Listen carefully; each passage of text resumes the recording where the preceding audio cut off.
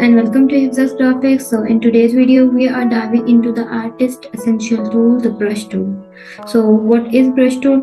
The brush tool is a versatile instrument used in digital art.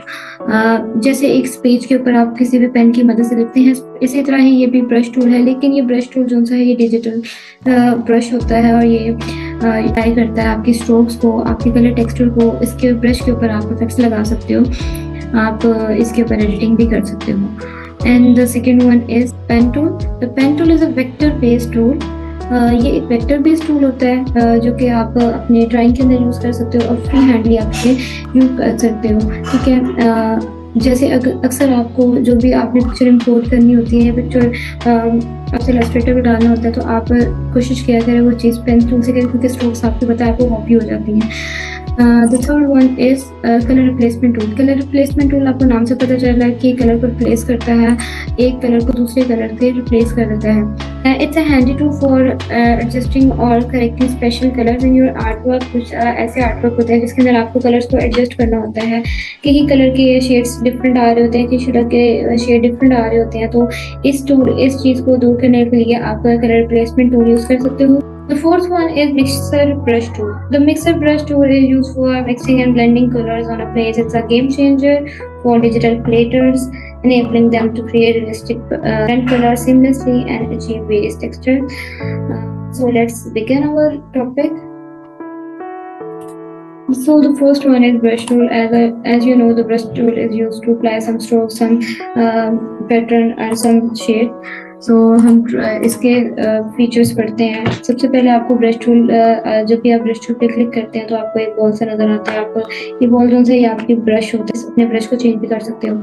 सो इसकी properties पढ़ते हैं। अच्छा, सबसे पहले आप जब भी किसी भी ब्रश को अप्लाई करते हो तो फर्स्ट मेक श्योर कि आपका जो भी काम हो रहा होता है वो न्यू लेयर के ऊपर हो रहा होता है, क्योंकि अगर आप न्यू लेयर के बगैर काम करोगे, ये मैंने न्यू लेयर नहीं ली और मैं डायरेक्टली बैकग्राउंड लेयर के ऊपर कुछ भी ड्रॉ कर रही हूँ, तो आप देखेंगे अगर आप इसे मूव करना चाहें तो वो नहीं मूव होगा। ठीक है, सो मेक श्योर कि आपकी जो ब्रश टूल है वो न्यू लेयर के ऊपर हो। ठीक है, तो हम स्टार्ट करते हैं। अच्छा, ये मैंने ब्रश टूल की मदद से कुछ भी ड्रॉ करी। अब आपको नज़र आ रहा है कि मतलब इतनी स्मूथली नहीं हो रहा, क्योंकि मैंने इसकी स्मूथनेस कम की हुई है।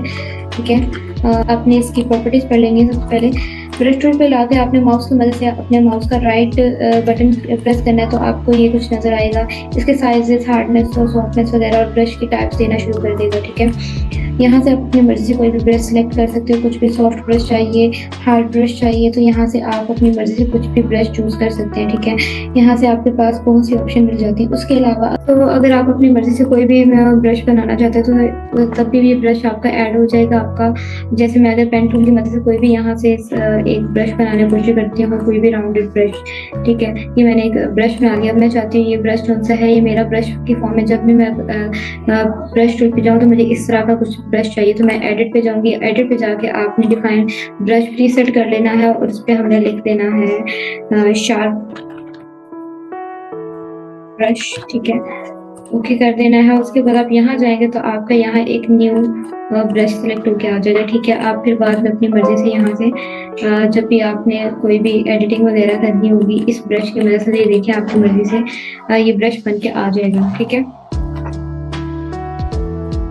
तो आई होप ये तो आपको समझ आ गई कि आपने अपनी कस्टम ब्रशेस किस तरह से बनाने हैं। ठीक है, आपको इसकी प्रॉपर्टीज का पता ही है कि ब्रश को छोटा और बड़ा करने की क्या होता है कि एंगल ब्रैकेट से ब्रश को छोटा और बड़ा कर सकते हैं। एक चीज़ आपको बतानी थी कि अगर आप ऑल्ट का बटन दबा के रखेंगे और राइट क्लिक की मदद से अपने माउस को ऊपर की तरफ करेंगे तो आपका जो सा है ब्रश वो सॉफ्ट होना शुरू हो जाएगा। और अगर आप अपने ऑल्ट का बटन दबाकर ये ब्रश माउस को नीचे की तरफ करेंगे तो आपका ब्रश जो सा है वो हार्ड होना शुरू हो जाता है। और इसी तरह ही अगर आप अपने माउस का बटन राइट साइड पे करेंगे तो बड़ा होगा, और अगर आप माउस का बटन लेफ्ट साइड पे करेंगे तो वो इसके ऑप्शन पे चलते हैं। कुछ ऑप्शन है, ये तो आपको मैंने बता चुकी हूँ। ये सारे जो से ऑप्शन आप अपनी मर्जी से अगर कोई कलर ब्रश चूज करना चाहते हैं तो यहाँ से कर सकते हैं।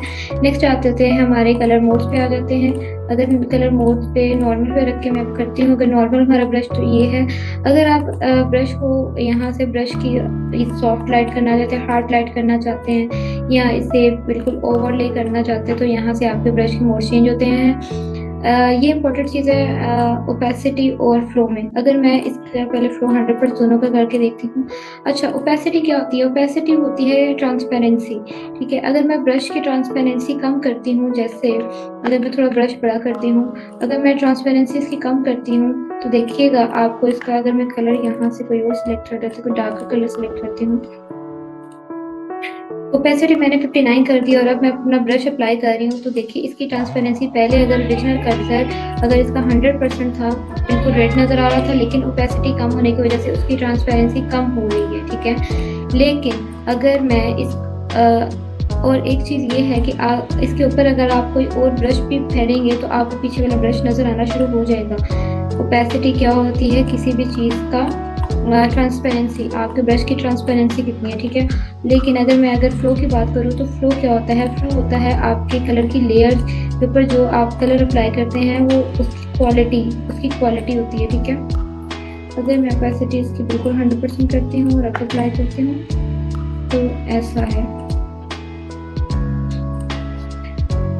अब हम चलते हैं फ्लो पे। फ्लो क्या होता है? फ्लो होता है आपके कलर्स की क्वांटिटी, आपके कलर्स की क्वांटिटी जो सी होती है ये उसको शो करता है, ठीक है। अगर मैं अभी 100% पे, ये मेरी 100% की क्वांटिटी ये है, लेकिन अगर मैं फ्लो को कम करके देखती हूँ, 50% पे करके देखती हूँ तो मेरी कलर की क्वांटिटी ये है, ठीक है। कलर की क्वांटिटी कम हुई है, कलर की ट्रांसपेरेंसी कम हुई। पहले आपको पिंकिश नजर आ रहा था, अब आपको नजर आ रहा है कि आपकी कलर की, अगर आप इसके ऊपर जितने लेयर्स लगाते रहेंगे तो वो रेडिश की तरफ दोबारा आना शुरू हो जाएगा, ठीक है। ये आपकी कलर की क्वांटिटी बढ़ाना शुरू कर रहा है, ठीक है।